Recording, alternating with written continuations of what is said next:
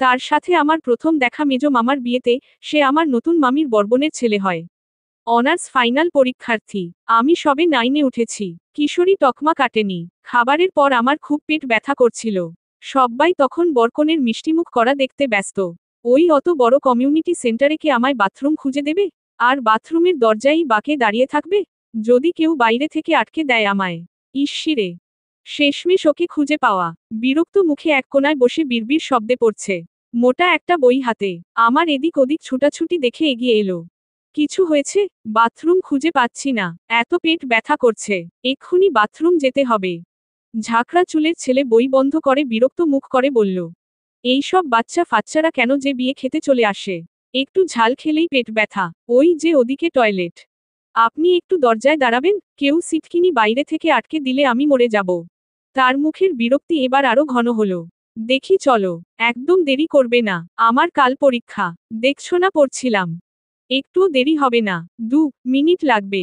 আমি বাথরুমে দেরি করলাম। উহু পেট ব্যথা নিয়ে বসে নয়, আমার লেহেঙ্গার পাশের হুক আটকাতে পারছিলাম না বলে। ও এক পর্যায়ে ডেকেই ফেলল। একবারেই যদি এত টাইম লাগে তাহলে জীবনের পুরোটাই তো এই করে করেই চলে যাবে। চলে যাচ্ছি আমি। আমি কোনোমতে জবাব দিলাম। হুক আটকাচ্ছে না। এক পাশে তো, পারছি না। পড়েছিলে কি করে? রূপা ছিল তখন। সে এত রেগে গেল। চেঁচিয়ে উঠল। আমি কি রূপা? আমি জবাব না দিয়ে এক হাতে স্কার্ট ধরে দরজা খুলে বেরোলাম, সে কিছুই বলল না। ঝট করে বইটা আমার হাতে গুজে দিয়ে কোমরটা টেনে ধরে হুকটা আটকে দিল। আমি এত লজ্জা পেলাম যে বইটা ছুঁড়ে ফেলেই ছুটে দৌড় দিলাম। ইস!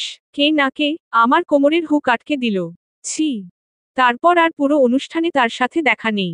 আমি মনে মনে এদিক ওদিক খুঁজছিলাম। আসলে একটুখানি দেখাতো। চেহারাও মনে নেই। কালো মতন হ্যাংলা পাতলা গড়নের লম্বা একজন ছিল এতটুকুই মনে পড়ছিল শুধু। একদম বিয়ে শেষে চলে আসবার সময় যখনই গাড়িতে বসতে যাব, তখনই সে উদয় হলো। এবার চোখে চশমা, কপালে কুচকানো ভাঁজ, চেহারায় বিরক্তি। আচ্ছা, স্কার্টের তো নিচের দিক খোলা। তুমি পাশের হুকটা কেন খুলতে গেলে? খুব পেট ব্যথা করছিল। হুক খুলে নিলে ব্যথাটা কমবে ভেবে। এটা স্কার্ট নয় লেহেঙ্গা। ওহ, আমি ভেবেছিলাম হুক খুলে বুঝি পেট ঢিলে করলে। তা জমাজমি ঠিক হয়েছিল তো? এখন কি পেট ব্যথা আছে নাকি আরেকবার যাবে? গাড়িতে কিছু ঘটে গেলে? আমি এত লজ্জা পেলাম যে দুহাতে মুখ লুকিয়ে ফেললাম। সেই তাকে দেখা। আমি ওর নামটাও জানি না তখন। শুধু আমার মন জানল, রুবিক্স কিউবের মতো রং বেরঙের ঘর ঘর প্রিন্টের টি শার্ট পরা একটা হ্যাংলামতন শ্যামলা ছেলে খুব লজ্জা দিয়ে কথা বলে, পৃথিবীর আর কোথাও বুঝি এমন অসভ্য ছেলে আর একটাও নেই। শুধু এই পৃথিবী কেন, পৃথিবীর বাইরের গ্রহেও নেই। ছি! সামান্য পেট ব্যথা নিয়ে এমন করে কেউ কথা শোনায়? বউ ভাতের দিন সে চলে এলো। তার খালার বরের বাড়ি, আসবেই তো। আমি সেদিন সালোয়ার কামিজ পরে শক্ত হয়ে আছি। কিছুতেই মুখোমুখি হব না তার। সে এদিক দিয়ে গেলে, আমি ওদিকে। সে সামনে গেলে, আমি ধাপ করে পিছিয়ে আসি। এত গা বাঁচিয়ে লাভ হলো না অভিশপ্ত লম্বা চুলের জন্য। বিনুনি ধরে এক পাশ থেকে এমন টেনে নিল সে। বড় ঘরের পিছনের দেয়ালে পিঠে ঘেঁষে নিয়ে দাঁড় করালো। আমি তখন চোখ বন্ধ করে ওড়না মুঠো করে ধরে থরথর করে কাঁপছি। আর সে শান্ত ভঙ্গিতে আমার বেনির ফাঁকে ফাঁকে একটা একটা করে গোলাপ গুজছে। সেদিন আমি বাথরুম খুঁজে না দিলে তো সর্বনাশ হতো। আর আজ আমাকে দেখেই পালানো। কেন? এখন আমার যদি বাথরুম দরকার হয় তবে? আমি চোখ মেললাম। ততক্ষণে আমার পুরো বেনিতে গোলাপ গুজা শেষ তার। বুকের উপর হাত ভাঁজ করে চোখ বড় বড় করে তাকিয়ে আছে সে। আমি নিজের চুলের বেনি গোল করে ধরলাম সাথে সাথে। বাথরুম তো শোবার ঘরের সাথেই লাগোয়া। ওটা তো কমিউনিটি সেন্টার ছিল। এখানে তো বাড়ির লোক আছে সবাই। তোমার বাড়ির লোক কি আমার বাড়ির লোক হলো? আমি সরে আসবার জন্য পা বাড়াতেই সে দুহাতে চেপে ধরল আমাকে। তুমি একদম মাঝখানে চুল সিথি করবে না। বুড়ি মা দের মতো দেখতে লাগে। মুখের শেপ তো লম্বাটে। এক পাশে করবে। আমি হাত ছাড়িয়ে চলে এলাম। ইস! তখনও নাম জানা হলো না। শুধু আমার মন জানল কফি কালারের টি শার্ট পরা ছেলেটার হাতঘড়ির চেনটা খুব ধারালো। হাত টানার সময় এত লেগেছিল আমার যে লম্বা হয়ে হাতে আঁচড়ের মতো কেটে গিয়েছিল একটুখানি। সেদিন মামির সাথে ওনার বাপের বাড়িতে কারা যাবে যখন জিজ্ঞেস করা হলো, আমি মনের ইচ্ছেকে দুহাতে দমিয়ে বললাম, আমি যাব না। সেই তখনই কেউ একজন পেছনে থেকে ঠেলে দিল আমাকে। কেন যাবে না? বাথরুমের ভয়? ইস, সারা বছর বুঝি পেট ব্যথা থাকে? আমি ফিরে তাকালাম। ঘড়ি দিয়ে ব্যথা দেওয়া সেই নিষ্ঠুরটা। আমি ধমকে উঠতে যেই না গলা বাড়িয়েছি। এই, বাথরুমের কথা একদম বলবেন না আমায়। সে নাম বলল। এই করবে না জুই। আমি এই না, একটা নাম আছে আমার, আবির। আমি আবিরকে জবাব দিতেই সবার সাথে মামির বাপের বাড়িতে গেলাম। সেখানে গিয়ে আবির হাওয়া একদম দেখা নেই। আশ্চর্য মানুষ, এত কথা শোনালো আমায়। এখন কোথায় সে? এসে দেখে জানা বাবা, আমি কত লিমিটেড বাথরুম করি। উহু, একদম নিখোঁজ মানুষটা। ব্যাস, সেই তখন আমি টের পেলাম এই নিখোঁজ মানুষটার জন্যই বোধহয় জন্মেছি আমি। প্রেমের শুরু তখন থেকেই। মামিদের বাড়িতে দুদিন থাকার একটি দিনেও আবিরকে দেখলাম না। ও নেই। বাধ্য হয়ে নাজু খালাকে জিজ্ঞেসই করে ফেললাম, আবির ভাইয়া কোথায়? কেন বাড়িতে? বাড়িতে মানে? ওদের বাড়িতে পরীক্ষা চলছে তো ও আসবে না। এখন কি করে আসবে? কেন এত জিজ্ঞেস করছিস রে? না মানে, মামি তো গল্প করলো ওনার কথা। ছেলেটা আসলেই গল্প করার মতো। মা বাবাহীন সম্পূর্ণ অন্যের কাছে মানুষ হওয়া ছেলে। তারপরও সবার সাথে কি মানিয়ে গুছিয়ে চলাফেরা। মামি যে বলল, উনার বোনের ছেলে। ছেলের মতোই তো দেখেন উনারা। সেই 8 বছর বয়স থেকেই তো আছে। ওর বাবার সাথে এসেছিল। বাবা ফুটফরমাস খাটতেন শেফালি আপাদের। ব্যাস, বাবা মারা গেল তারপর থেকে আবির ওখানেই। আমি চুপ করে গেলাম। আবির তাহলে? আমি মোটামুটি মফস্বলের বাছাই করা প্রভাবশালী বনেদি পরিবারের মেয়ে। আমাদের বিশাল যৌথ পরিবারে চাকর বাকরের সংখ্যাই ডজনখানেক। স্কুলে দিয়ে আসতে একজন, আনতে যায় আরেকজন। আর সেখানে আবির, আমার সেই কমবয়সী আবেগের নড়বড়ে পৃথিবীটা যেন আরো নড়ে উঠল। কিন্তু অল্পবয়সী ঝোঁকের কাছে মনের ভেতরটা হার মানল। ঠিক করলাম, দূর তো অনেক দূর, যতদিন হাতের কাছের সময়গুলো ততদিন আবির এবং শুধু আবির। মামিদের বাড়ি থেকে ফিরে শুরু হলো আমার অপেক্ষা নামক বিষয়ের কাছে পরীক্ষা দেওয়া। মন ঠিক করলাম, আমি এখন থেকে আবিরের জন্য অপেক্ষা করব। কিন্তু আবির কি কখনো বুঝতে পারবে অপেক্ষা করছি আমি? শুরু হলো আমার অ্যাডোলসেন্সের অবুঝ সমীকরণ। দেখা যাক, এত এত গবেষণার যে অনুভূতি তার সত্যিই কোনো প্রভাব আছে কিনা। দিন যায়, রাত যায়, কিন্তু আমার সেই হঠাৎ দেখার মানুষটির কোনো খোঁজ নেই। একেবারেই নেই। তারপর হঠাৎ করে একদিন চিঠি, সাথে ফোন নাম্বার। জুই। বাথরুমের দরকার হলেই ফোন করে দেবে। বান্দা হাজির হয়ে যাবে। আবির। অপেক্ষা নামক পাগলামির সাথে নতুন করে যোগ হলো ভরসা। মাঝে মাঝে 1-2 মিনিটের জন্য আমি ফোন করতাম। আবির হ্যালো হ্যালো করত, আমি রেখে দিতাম। আবার আবির ফোন করলে আমি হ্যালো হ্যালো করতাম। আবির চুপ। বছর পড়ল, আমার অনুভূতি যেন একটুও কমল না। এরপর আমার ছোট মামির বাবু হবার পর আবার আবিরের সাথে দেখা হলো অনুষ্ঠানের দিন। সেই আগের মতোই সবার অগোচরে টেনে নিল আমায়। আমি চোখ বন্ধ করে সেই প্রথমের মতোই কাঁপছি। সিথি তাহলে জায়গা বদলালো? 1 বছর 9 মাস 3 দিন পর কেউ কথা বলতে এলে আমি তার সাথে কথা বলি না। তোমায় বলতে হবে এমন তো বলিনি আমি।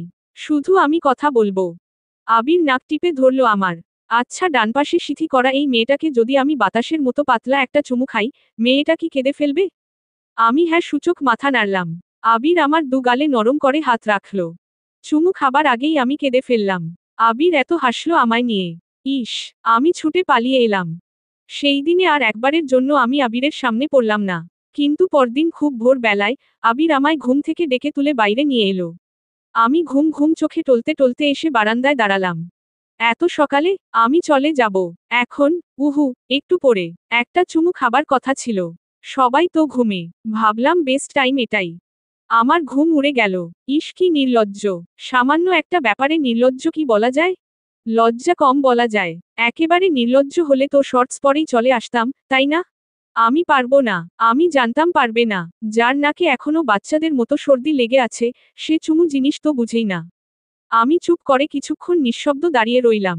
আবির রেলিংয়ের উপর রাখা আমার হাতটা শক্ত করে চেপে ধরল। যেন খুব মজার কথা বলছে এমন করে বলল, আমার মা বাবা নেই। ফাতেহা আন্টির বাড়িতে আমি আশ্রিত। আমার বাবা তাদের কাজের লোক ছিলেন। উনারা কোনোদিন তা আমায় টের পেতে দেননি। ছেলের মতোই ভালোবাসেন। আমি টুপ করে আবিরের গালে চুমু খেলাম তক্ষুনি। আবির যেন টেরই পেল না এমন করে বলল, মানলাম আমার সামগ্রিক অবস্থান খুব ভালো না। তাই বলে এত কম আদরের চুমু নিই না আমি। আবির মাথার পেছনে হাত দিয়ে মুখটা টেনে ধরল আমার। ফিসফিস করে বলল, কথার কোনো নড়চড় করলে সারাজীবন নিজেকে কষ্ট দেব আমি। আমি কারো হুমকি ভয় পাই না। ভয় পেতে বলিনি তো, শুধু যখন শাস্তি হবে তখন যাতে আপিল করা না হয়। স্যার আগে কেন জানাননি এমন কথা যাতে না আসে। আবির ভীষণ গাঢ়ভাবে জড়িয়ে ধরল আমায়। আবিরের কাছে থেকে আসবার সময় আমি টের পেলাম, আবির আমার গলায় কিছু একটা পরিয়ে দিয়েছে। একটা পাতলা চেইন, সুন্দর লকেটে ছোট্ট করে লিখা, ইউ আর সিল্ড। আমি লকেট মুঠো করে আনন্দে কেঁদে ভাসালাম। তারপর আবিরের সাথে আবার আমার দেখা নেই। আমার নতুন অপেক্ষা শুরু হলো। আবির কিছু একটা প্ল্যান করছে নিশ্চয়ই। একদিন হুট করে আমার কলেজে এসে হাজির। আমি তো ভয়ে আধমরা। এমন তো নয় বিয়ে করতে চলে এসেছে। কলেজ লাইব্রেরির নিরিবিলি রুমে আবির ভারী স্বরে বলল, এক্ষুনি চোখ বন্ধ করো তো, জাদু দেখাবো। আমি পারবো না বলেও চোখ বন্ধ করলাম। আবির আমার হাতের মুঠোয় কিছু একটা গুজে দিল। উহু, চোখ খুলবে না, জাদুর বাকিটা শোনো। কানাডায় একটা অ্যাপ্লিকেশন করেছিলাম, ওটার রেসপন্স এসেছে। আমি চোখ মেললাম, হাতের মুঠো খুলতেই অবাক হলাম। এটা কি, কিসের চাবি? একটা হব হব সংসারের সুখের চাবি। তোমার হাতে দিয়ে যাচ্ছি।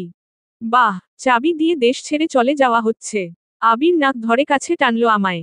আমি আসা অবধি একদম বিয়ে করবে না তুমি। রাজপুত্র চলে এলেও না। আমি বললাম, একা একা আমি পারবো না।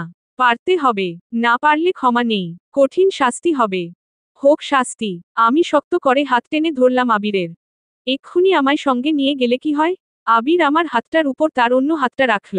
নরম আদরে আঙুল বুলাতে বুলাতে বলল, এক্ষুনি বলে কিছু হয় না জুই। যেটা এক্ষুনির, আমি বিশ্বাস করি সেটা হৃদয় থেকে হলে আজীবনের। লাইব্রেরি ওই অতগুলো মানুষের সামনে আমি বোকার মতো আবিরকে জড়িয়ে ধরলাম।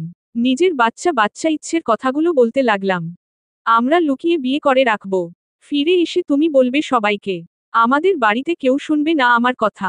বিয়েটা হয়ে থাকলে অন্তত একটু নিশ্চিত আমি। আবির নিজের থেকে ছাড়িয়ে দিল আমায়।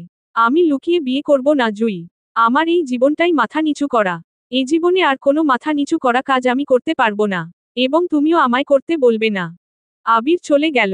আমার ওইটুকু বয়সে আর ওইটুকু বয়সের প্রেমে সেই প্রথম বিরহ নামক কঠিন শব্দটির সাথে পরিচয়। যাত্রা শুরু হলো বিরহকে সঙ্গী করে। আবির ওখানে যাবার পর ফোন করত আমায়। একদিন কি করে যেন মায়ের কাছে ধরা পড়ে গেলাম। বাড়ি থেকে আমার উপর শাসন বেড়ে গেল। আমার লুকিয়ে চুরিয়ে ফোন করার সুযোগ পুরোপুরি বন্ধ হয়ে গেল। তারপর একটা লম্বা বিরতি। একদিন হঠাৎ করে এক গুমট সন্ধ্যাবেলায় কয়েকজন অচেনা অতিথি আমাদের বাড়িতে বেড়াতে এলেন। সেই বেড়াতে আসা মানুষদের মাঝে একজন ছিলেন, যিনি আমাকে বিয়ে করবার জন্য আমার পরিবার কর্তৃক নির্বাচিত হয়েছিলেন। আমি জানতাম না, সবকিছু এত তাড়াহুড়োর মাঝে হয়ে গেল। কি করব, কিভাবে করব কিছুই বুঝতে পারছিলাম না। সিদ্ধান্তহীনতায় ভুগে ভুগে আমি বিশাল অনৈতিক একটা কাজ করে বসলাম। বিয়ের আগে আমি আত্মহত্যার চেষ্টা করলাম। মনের ভেতরটা ছেয়ে গেল অপরাধ বোধে। আত্মহত্যার চেষ্টা সফল হলো না। কিন্তু বাড়ি থেকে আমার বিয়ে দেবার চেষ্টা থেমে গেল।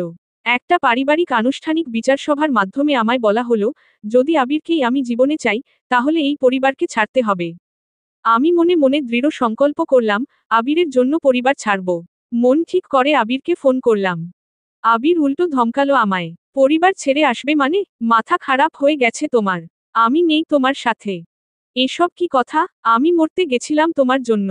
ওই ভালোবাসা তো আমার পাওনাই ছিল জুই। আমি পরিবারবিহীন বড় হওয়া ছেলে। সৃষ্টিকর্তা তো আমার জন্য এমন গভীর ভালোবাসা বরাদ্দ রেখেছেনই। আমি মরে যাচ্ছিলাম, এর কোনো দাম নেই তোমার কাছে?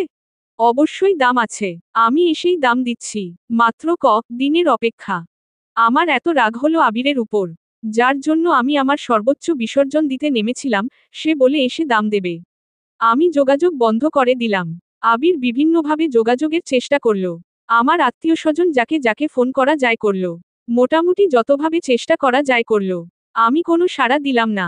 জেদ চেপে গেল আমার। একদম যোগাযোগ করব না আমি। দেখি কি হয়, মনের টানের জোর কত এবার সত্যিই পরীক্ষা করা যাক। আবির এলো মাস তিনেক পর এক বিকেলবেলা। একদম না জানিয়ে সোজা আমাদের বাড়ি এসে হাজির। তখন আমার পরীক্ষা চলছে। বাড়িতে তো পুরো থমথমে অবস্থা। বাবা রেগে চিৎকার চেঁচামেচি শুরু করলেন। এত বড় স্পর্ধা, আমাদের বাড়ি চলে আসে। কে দিয়েছে এত সাহস? কোথায় পেল এত ব্যাকিং? দাদুরও মাথা গরম হয়ে গেল ভীষণ। ছোট চাচা আমাকে ক্ষণে ক্ষণে চোখ রাঙাতে থাকলেন। আর এদিকে আমি আবিরকে দেখব বলে উন্মুখ হয়ে আছি। ছোট বোন জুথি খবর নিয়ে এলো, আবির নাকি ড্রয়িং রুমের বারান্দায় বসে আছে। ঘরে ঢুকতে নাকি কেউ তাকে এলাও করছে না। আমি নিরুপায় হয়ে দাদিমায়ের পায়ে ধরলাম। একটা মানুষ তো এমনি পড়ে থাকতে পারে এই বাড়িতে। আমি না হয় আর কোনোদিন কিচ্ছু চাইব না তোমাদের কাছে। মানুষটা বিদেশ থেকে এলো। দাদিমায়ের মন একটু নরম হলো। তিনি দাদুর কাছে খবর পাঠালেন। দাদু ডেকে পাঠালেন আবিরকে। ভারী ধমকে জিজ্ঞেস করলেন, কি চাও? আবির শান্ত স্বরে বলল, খুব খিদে পেয়েছে, ভাত খাবো। দাদু তো ভীষণ অবাক। আর কিছু চাও না? জুই তো বলল, আপনাদের সাথে কথা বলেছে। ওর কথার উপর বেস করেই আমি ছুটি নিয়ে এলাম। দাদু আবিরের সামনেই আমায় ডেকে পাঠালেন। আমি তো দিশেহারা। এই ছেলে কি বলে জুই? তুই বলেছিস আসতে ওকে, একা একা সিদ্ধান্ত নিয়ে ফেলছিস। এত বড় হয়ে গেছিস তুই। আমি আবিরের দিকে তাকালামও না। ভয়ে আধমরা হয়ে দাদুর পায়ে ধরে বসে পড়লাম। সেদিন দাদু আর কিছু বললেন না। আবিরকে আমাদের বাড়িতে থাকতে দিলেন। বললেন, উনি ভেবে জানাবেন। আমি তো এদিকে আবিরের সাথে একটু দেখা করার জন্য মরি মরি অবস্থা। অথচ আবির, তার কোনো চেষ্টাই নেই। জুথি খবর দিল, খেয়ে দিয়ে সে নাকি আরামসে শুয়ে পড়েছে। অনেক রাতে আমি লুকিয়ে গেলাম আবিরের সাথে দেখা করতে। আবির পায়ের উপর পা তুলে বই পড়ছে। আমি ঘরে যেতেই বলল, চা খেতে ইচ্ছে করছে জুই। রান্নাঘরে ঢুকতে দেবে, আমি বানিয়ে নেব। আমি তখন এতদিন পরে আমার মানুষটাকে দেখছি। ফিনফিনে টি শার্ট আর শর্টস পরনে যেন অন্য আবির। দীর্ঘদিন এই মানুষটা যেন ঘর করছে আমার সাথে। আমি কাঁপতে কাঁপতে বললাম, তোমার হাত পা এত লম্বা লাগছে কেন? আগের থেকে একটু লম্বা হয়েছে। ওখানে বসে থেকে বাংলাদেশের একটা ভীতু মেয়েকে বারবার ছুতে চেয়েছি বলে। দেখি রান্নাঘরে নিয়ে চলো তো। আমি আবার দাদিমা কে ডাকলাম। দাদিমা এত রাগ করলেন। রান্নাঘরে যাবে কেন? সে কি বাবুর্চি? একটু চা খাবে দাদি? চা বানাইয়া দিয়া আয়। নাকি চায়ের ডেগ না দেখলে তার তৃষ্ণা মেটে না। আমি দাদিকে অনেক বুঝিয়ে সুঝিয়ে আবিরকে রান্নাঘরে নিয়ে গেলাম। আবির আমাকে চমকে দিয়ে একটা প্যাকেট বের করল। এগুলো কি জানো? একটা বিশেষ ধরনের নুডলস। তুমি তো বলেছিলে চা খাবে। ওখানে গিয়ে এই দারুণ প্রিপারেশনটা শিখেছি শুধু তোমার জন্য। আবির যত্ন করে আমার জন্য নুডলস রান্না করল। সুন্দর করে সাজিয়ে দিয়ে বলল, এত দারুণ একটা ডিশের জন্য আমি নিশ্চয়ই একটা চুমু পেতেই পারি। আগে তো টেস্ট করে দেখি। আবিরের রান্না মুখে দিয়ে আমার মনে হলো, এই মধ্যরাতে এরকম রান্না খাবার জন্য হলেও আমি নির্দ্বিধায় ঘর ছাড়তে পারি। গাছতলায় থাকতে হলে থাকব। সমস্যা কি? আমার এই মানুষের জন্য সব যাক। গোল্লায় যাক। আমি চোখ বন্ধ করো গলা জড়িয়ে ধরলাম আবিরের। সেই প্রথম আমাদের গভীর চুমু। এক্ষুনি দূরে কোথাও চলে গেলে কি হয়? আবির ঠান্ডা স্বরে বলল, পরিবার ভীষণ দামি জিনিস জুই। তোমার আছে তাই বুঝতে পারছো না। যদি না থাকতো আমার মতো, কেঁদে কেঁদে ঘাস গুনতে রাস্তার। যা চাও, পরিবারের মধ্য থেকেই চাইতে হবে। তুমি চাও না, সেটা তো তুমি বুঝবে। আমার সব বুঝবার দায়িত্ব তোমার। আমার কথা তুমি ভাববে। সব আমি ভাববো?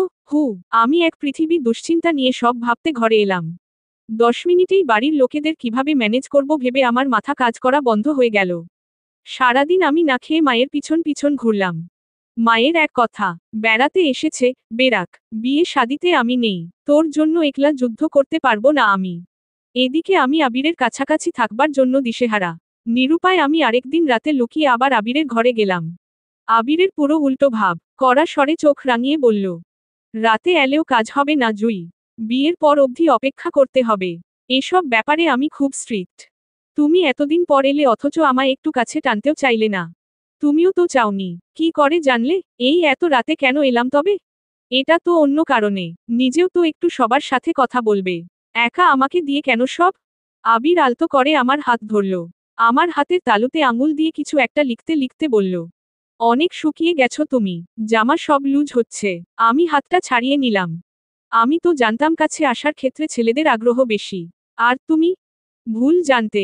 একটা ছেলে চাইলেই নিজের ইচ্ছেকে নিয়ন্ত্রণ করতে পারে। এসব ব্যাপার হচ্ছে পুরোটা মাইন্ড সেটআপের ব্যাপার। না হলে শুধু বিয়ে নামক একটা শব্দের দোহাই দিয়ে একদম প্যারালাইজড হয়ে যাওয়া মানুষটাকে নিয়েও তো মানুষ সারা জীবনটা অনায়াসে কাটিয়ে দেয়। কামনা পূরণই ভালোবাসার একমাত্র দিক না। তাই বলে, এত শক্ত? এমন একটা ভাব করে আছো, আমাকে কাছে না পেলেও চলবে তোমার। শারীরিক ব্যাপারটা খুবই তুচ্ছ ব্যাপার জুই। না হলে এতদিন কানাডাতে থাকতে পারতাম বলো। কাছে আসার পুরো ব্যবস্থা তোমায় করতে হবে। তোমাকেই। আমার এত রাগ হলো। এই পাথরকে ভালোবেসেছি আমি। এ তো আমায় বিয়ে না করেও দিব্যি কাটিয়ে দিতে পারবে সারা জীবন। সারা জীবন শুনে এলাম ছেলেদের তেষ্টার কথা। আর এই দেখো, উল্টো আমায় গলা শুকিয়ে মারতে চাইছে। আবির দৃঢ় কণ্ঠে বলল, আর তাছাড়া তুমি তো সিল করাই আছো আমার। আমি জানি এই লকার আমি ছাড়া আর কারো ফিঙ্গারপ্রিন্টে খুলবে না। আমি তক্ষুনি গলার চেইন খুলে আবিরের হাতের মুঠোয় দিয়ে দিলাম। আমি বিয়ের জন্য আর একটুও চেষ্টা করব না। তোমার তো বউ চাই না, তাই না? বউ না চাইলে এমন ছুটে আসতাম বলো? আমি চলে আসতে লাগলাম। আবির পথ আটকালো। এই না চাওয়া বউটাকে আমি যদি একটা সুযোগ দিই সে কি নেবে? আমি চলে এলাম। কোনো সুযোগ চাই না আমার। সপ্তাহ কেটে গেল। আবির নিজের মতো করে থাকছে আমাদের বাড়িতে। দাদু বিয়ের কথা তুলেন না। আমিও চুপ। নিজের মতো পরীক্ষা দিচ্ছি। সে যদি পারে, আমি কেন না? আবির নিরুপায় হয়ে ধরা দিল আমার কাছে। আর মাত্র 6 দিনের ছুটি আছে। কি চাও জুই? আমি এমনি চলে যাই? গেলে যাবে, এবার গেলে কিন্তু আসবো না আর। আমি কিন্তু থাকতে পারবো। খারাপ ছেলেরা যে কোনো ভাবেই থাকতে পারে, থাকতে পারার উপায় বের করে নেয়। আবির আমার হাত ধরে মাটিতে বসে পড়ল। তুমি থাকতে পারবে না জুই। আর তুমি জানো আমি কেমন থাকবো। আমার মাথা খারাপ হয়ে গেল। আমি দাদুর কাছে আবার গেলাম। এইবার দাদু রাজি হলেন। বিয়ের কথাবার্তা ঠিক হবার সময় আবির অদ্ভুত কথা বলল দাদুকে। আমার 3 মাসের ছুটি, বিয়ের পরের বাকি সময়গুলো জুইকে নিয়ে আমি আপনাদের সাথে থাকব। ওখানে গিয়ে তারপর আমি জুইকে নিয়ে যাবার ব্যবস্থা করব। আমার মাথায় হাত পড়ল। মিথ্যুকটা আমাকে বলেছে ছুটি নেই। বিয়ের সময় আমার জন্য যেন একটার পর একটা চমক অপেক্ষা করছিল। নাজু আন্টিরা আবিরের বাবা মায়ের মতো করে সব করলেন। আবির কোনো ধরনের অভাব রাখল না আয়োজনে। আমার জীবনে ভালোবাসা নামক শব্দটি ধরা দিল নতুন করে। একটা মানুষ কতটা গুছিয়ে ভালোবাসতে পারে, আবির না এলে আমি বোধহয় জানতামই না। আমাদের বাড়ির সবাইও যেন আবিরে মুগ্ধ হয়েছিল। বিয়ে হলো, এবার শুরু হলো আমার পরীক্ষা নেবার পালা। বিয়ের রাতেই কাজ টানলাম মাঝখানে। না ছুঁয়ে থাকতে পারবে বলেছিলে না, এখন থাকো, ইচ্ছে মতো থাকো। আবির খুব হাসল আমাকে নিয়ে। বুঝলে জুই, এক ধরনের মাছ হয়, ভেদা মাছ। এদেরকে যখন ধরা হয়, এগুলো একটুও নড়ে না। মনে মনে কি বলে জানো, একবার ধরুক আমাকে, ঝুড়ির ভেতর নেওয়ার পর বুঝাবো মজা। মাছটা ধরে যখন ঝুড়িতে নেওয়া হয়, এরা যা লাফালাফি করে বলার বাইরে। অথচ লাভ হয় না কিছুই। ততক্ষণে মাছ ধরা হয়ে গেছে। তুমি হচ্ছ সেই ভেদা মাছ। আমার ঝুড়িতে ঢুকে বলছো, ছুতে দেবে না। আমার এত রাগ হলো, আমি সত্যিই ছুতে দেব না। তুমি যদি জোর করো তখন অন্য হিসাব। ভালোবাসা ভীষণ অন্যরকম রূপ নিয়ে ধরা দিল আমার কাছে। সুখ আর গর্ব মিলে যেটা হয়, সেটার মতন। আবির ভাবল, আমি কাছের ওপাশে তাকে ডাকতে যাব। উহু, আমি গেলাম না। মাঝে মাঝে অন্যের ছটফটানি দেখতে যে এত আনন্দ হয় বলে বুঝাতে পারবো না। বেচারা, না বলতে পারছে, না ঘুমুতে পারছে। আমার তো সেই এক কথা, আমায় পেতে চাও তো চোখ বন্ধ করে আমার পায়ে পড়তে হবে। অথচ সে মোচকাবে না। সময় কাটতে লাগলো। আমাদের এই কাছের এপাশ ওপাশ অস্থিরতম ভালোবাসাও দিন দিন অস্থির হতে থাকলো। আহারে শেষমেশ জেলে ভেদা মাছের জেদের কাছে হার মানল। এক ঝুম বৃষ্টির রাতে বেচারা অভিমান করে গিয়ে বৃষ্টিতে বসে থাকল। মুখে এক কথা, জ্বর হয়ে মরে যাব আমি। কপাল ছুঁয়ে কেউ যেন আমার জ্বর না দেখে। আর আমি, তাও শক্ত হয়ে দূরে থাকলাম। আবিরের জ্বর হলো, সত্যিই খারাপ অবস্থা। হসপিটালাইজড করতে হলো। ডাক্তার নার্স ছুটোছুটি করে একাকার। এর মাঝে সে আমায় অবাক করে দিয়ে বলল, ওইসব মেডিসিন ফেডিসিনে কিচ্ছু সারবে না জুই। আমার, তোমার নিঃশ্বাস চাই, জ্বর। কি করতে হবে, ওই যে, ঠোঁটে ঠোঁট রেখে নিঃশ্বাস দিতে হবে। দম আটকে আসা নিঃশ্বাস তখন প্রাণ পাবে। আমি তখন দর বাড়াই আরও নিজের। আরও শক্ত হয়ে নিজেকে গুটিয়ে নিই। ওই যে কথায় আছে, নারী সে পুরুষের বিসর্জন পায় দলতে খুব মজা পায়। আমারও সেই অবস্থা। বিসর্জিত আবির, আর আমি ধনুক হাতে প্রতি মুহূর্তে ধারালো প্রত্যাখ্যানের তীর ছুরি। কিন্তু তা আর কতক্ষণ। মানুষটার সত্যিই জ্বর ছাড়ে না। কি আশ্চর্য। তারপর হাসপাতালে এক ভোর হওয়ার সময় নরম রোদের ধারায় আবিরকে আমার প্রথম নিঃশ্বাস দেওয়া চুমু। ভালোবাসায় এত এত পেয়ে যাবার রং হয়, এত এত সুখের ধরন হয় সেই প্রথম জানতে পারা। আমাদের দুজনের আনন্দ নামক সমুদ্রে তলিয়ে যাবার যাত্রার শুরু। জীবন তখন আকাশের নানা রঙের মেঘে মেঘে ভাসছে। আমি, আবির আর আশপাশয় মিশে যাওয়া পৃথিবীর সব আনন্দ আলো। জীবনের শুরুর সময় তো ওটা, সংসার কি সেটা একদম টের পাইনি। শুধু হৃদয় বুঝল, নরম অনুভূতিতে গড়িয়ে পড়ার সময় ওটা, হাওয়ায় উড়ে যাওয়া পালক হওয়া মুহূর্ত ওটা। আবিরের ছুটি শেষ হবার পরও চলে গেল। আর আমি, আমাদের বাড়িতেই থাকলাম। শুরু হলো এক নতুন অপেক্ষা। আমার সাথে অপেক্ষা করে, কবে আসবে, কবে আসবে, এই প্রশ্নটাও। আমাকে অপেক্ষা করতে হয় 2 বছর। আবির সব প্রসিডিউর শেষ করে নিজের মতো করে বাসা ঠিক করে আমায় সঙ্গে নিয়ে যায়। মনে আছে যাবার দিন বাড়ির সবাই যখন আমায় জড়িয়ে কেঁদে ব্যাকুল হচ্ছে, আমি তখনও অন্য স্বপ্নে। ওখানে গিয়েই আমি আবিরের দেওয়া সব নিষিদ্ধ নাইটিগুলো পরব। দুজনে অন্য পানীয় হাতে ভিন্ন দৃশ্য দেখব। ভিনদেশে গিয়ে সবাইকে ছেড়ে শুরু হলো আমাদের নতুন সংসার। অন্যরকম জীবন। যে জীবন 3টি নতুন শব্দ আমার কাঁধের উপর জিরোবে বলে বসল। দায়িত্ব, মানিয়ে নেওয়া, গুছিয়ে চলা। স্বপ্নের সাথে যে জীবনের কোনো মিল নেই। মনের ভেতর রিগ্রেট শুরু হলো, ইস, কি ভালো ছিলাম আগে। এখানে তো আর্থিক অনটন। ঠিক অনটন নয়, ঢের টাকা পয়সা থেকে আমি গিয়ে পড়লাম হিসেবি টাকা পয়সায়। এত অবাধ অর্থনৈতিক সচ্ছলতার জীবন থেকে বেরিয়ে গিয়ে টাকা পয়সা হিসেবের ছককাটা জীবনে মানিয়ে নিতে গিয়ে আমার দম বন্ধ হবার জোগাড়। শুরু হলো ছোট ছোট ব্যাপারে আমার কষ্ট। এটা নেই, ওটা নেই। এটা ফুরিয়ে গেছে, ওটা সেকেন্ড হ্যান্ড কিনতে কেন হলো। এটা এরকম হলে ভালো হতো, ওটা ওরকম হলে ভালো হতো। হাজার অভিযোগ, হাজারবার আবিরকে দোষ দিই, তোমার টাকা কম, টাকা কম। জীবনে সবকিছু এত অবাধ ছিল আমার কাছে। আমি কিছুতেই মানিয়ে নিতে পারছিলাম না। কিছুতেই না। যন্ত্রণায় আর গোঙানিতে রাত কাটতো পাশ ফিরে। আবির গায়ে হাত রাখলে, আমি হাঁটু ভাঁজ করে নিজেকে গুটিয়ে ফেলি। আবির আদরে, অভিমানে আমার শরীরের ভাঁজ ভাঙবার চেষ্টা করে ক্লান্ত হয়ে ঘুমিয়ে পড়ে। তবু কখনোই জোর খাটায় না আমার উপর। আমি দোষ দিয়ে ওকে ছোট করি। আবির মাথা নেড়ে সায় দেয়। নিজেই বলে, এত ভয়ঙ্কর বল্লকবাড়ির মেয়েটা কেন প্রেমে পড়ল আমার। আমি বেগুন ভাজি খাওয়া বউ চেয়েছিলাম, ইলিশ মাছের ডিম ভাজা খাওয়া মানুষ এসে কষ্ট পাচ্ছে। আহা! আমি হুমকি দিতে থাকলাম ওকে। করব না সংসার, ছেড়ে চলে যাব তোমায়। আবির অসহায় মুখ করে হুমকি শুনে। তবু নিজের ভালোবাসা থামায় না। আবির নিজের সর্বোচ্চ দিয়ে আমাকে সবরকম সুবিধা দেবার চেষ্টা করতে লাগল। আমি নিজেও কাজ করতে শুরু করলাম। সচ্ছলতার যুদ্ধে নিজেও নামলাম। অর্থনৈতিক সচ্ছলতা আসবার মাঝেই আমাদের সাথে আরেকজন যোগ হলো। নতুন অতিথি, পৃথিবীর সবথেকে সুন্দর অতিথি, পৃথিবীর সবথেকে আকাঙ্ক্ষিত অতিথি। অতিথির নাম রাখলাম আমি বাবার সাথে মিলিয়ে বীর। বীর সাহেব শান্ত শিষ্ট, একদম বাবার মতো, আমায় একটুও জ্বালায় না। বীর সাহেবের সাথে আমাদের দুজনের শুরু হলো বাবা মা জীবন। বাবা মা হলে নাকি নিজেদেরকে শক্ত বর্ম বানিয়ে ফেলতে হয়। সন্তানের জন্য আমরাও নিজেদের বীরের বর্ম বানিয়ে নিলাম। বীরের 8 মাসের সময় আমরা প্রথম টের পেলাম বীর কথা বলতে পারে না। আকাশ ভেঙে পড়া ব্যাপারটা নিজে অনুভব করলাম সত্যিকার ভাবে। শুধু আবির বলল, কথা বলাটাই সব নয়, আমাদের সন্তান সুস্থ, এই বেশি জুই। আমার জীবনে অভাব অনটনের অভিযোগ হাওয়ায় মিলিয়ে গেল। সেই প্রথম অনুভব করলাম, অর্থনৈতিক সচ্ছলতাই জীবনের কষ্ট নয়। এর বাইরেও করুণাময় অনেকভাবে পরীক্ষা নিতে পারেন। এর থেকে অনেক বড় কষ্টও জীবনে আছে।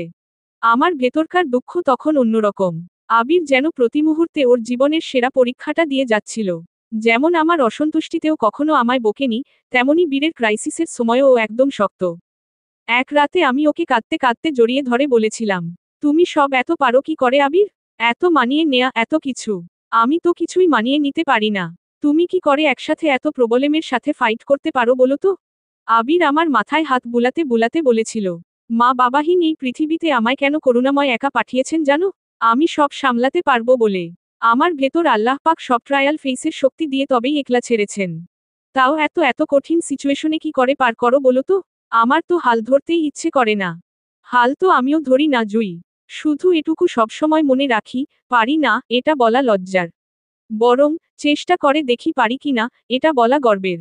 সফলতার মতো ব্যর্থতাও একটা অনুমোদিত সনদ। যেটা প্রমাণ করে অন্তত তুমি কাজটা করেছ। আমি মন ঠিক করলাম, এখন থেকে আবির হবে আমার আদর্শ। আমি প্রবলেমের সাথে ফাইট করব না। আমি শুধু আমার স্বভাবটা ওর মতো করে নেব। শুরু হলো আমার নিজের গ্রুমিং। আবিরের মতো নিজেকে অভিযোগ করা জিনিসটা থেকে সরিয়ে ফেললাম। প্রথম প্রথম যুদ্ধটা কঠিন মনে হচ্ছিল খুব। আস্তে আস্তে পারতে লাগলাম, একদম আবিরের মতো করে। শুধু ইয়েস, ইয়েস, ইয়েস, এনাফ। নিজেকে ওর চারিত্রিক বৈশিষ্ট্যের মধ্যে ঢালতে লাগলাম। একদম ওর ছাঁচে ফেললাম নিজেকে। সে কি এক অদ্ভুত ভালো লাগা।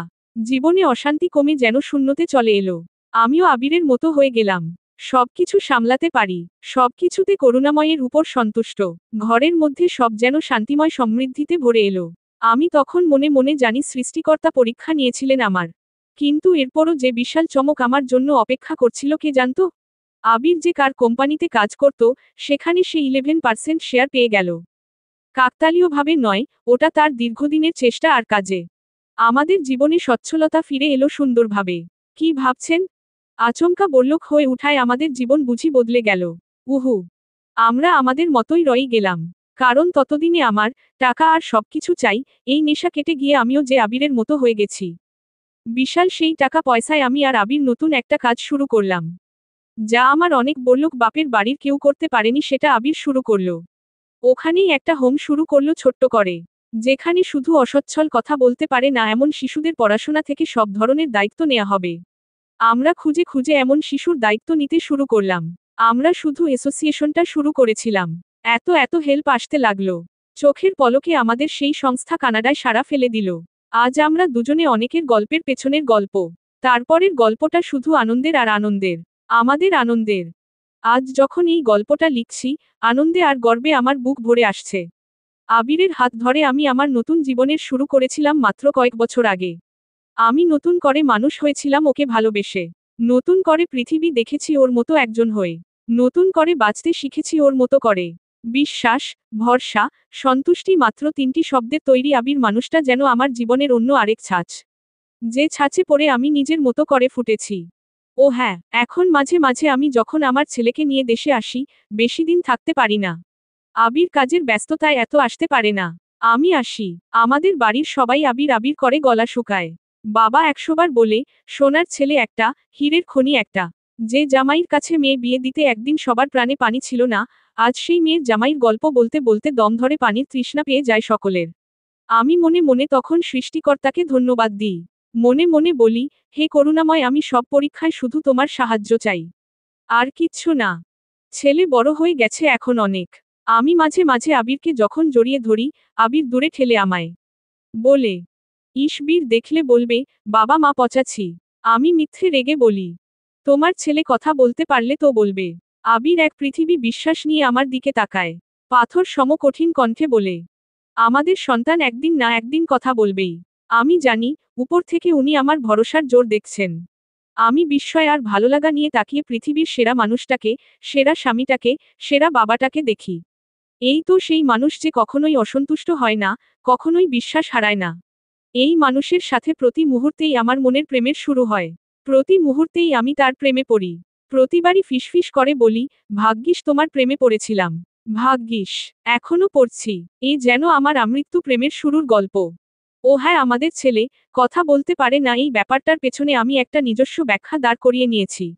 যদি বীর কথা বলতে পারত তবে হয়তো আমি বদলাতাম না। হয়তো অনেক কথা না বলা অসচ্ছল শিশু আবিরের ভেতরকার ভালোবাসা পেত না। আসলেই সৃষ্টিকর্তার রহস্য বুঝবার সাধ্যও কারো নেই।